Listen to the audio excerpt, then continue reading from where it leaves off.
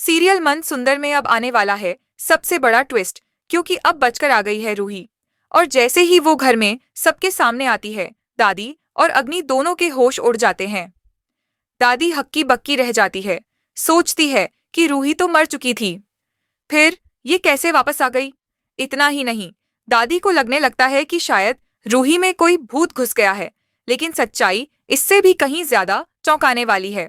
दरअसल रूही के अंदर कोई भूत नहीं, बल्कि माता रानी का अवतार समा गया है, और अब रूही नहीं बल्कि स्वयं शक्ति का रूप बन चुकी है, जो बुराई को खत्म करने आई है। दादी कांपती आवाज में बोलती है, तू रूही नहीं हो सकती। मैंने खुद उसे जिंदा दीवार में चिनवाया था, वो तो अब तक मिट्टी बन चुकी होगी। लेकिन तभी रूही की आंखों में चमक आती है और माता रानी की शक्तिशाली आवाज गूंजती है, मैं रूही नहीं, मैं हूँ शक्ति का स्वरूप। मैं आई हूँ तेरे पापों का हिसाब लेने। और इतना कहकर रूही सबके सामने दादी की सारी साजिशें खोल देती है।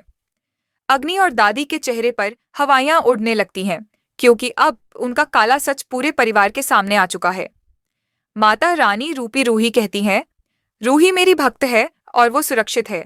मैंने केवल तुझे बेनकाब करने के लिए ये रूप लिया। अब रूही बहुत जल्द अपने परिवार में लौटेगी और तेरा पाप तुझे ही ले डूबेगा।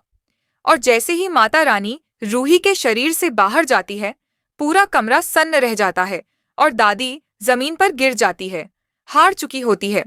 अब देखना यह है कि क्या अग्नि और दादी को मिलेगी उनकी सजा।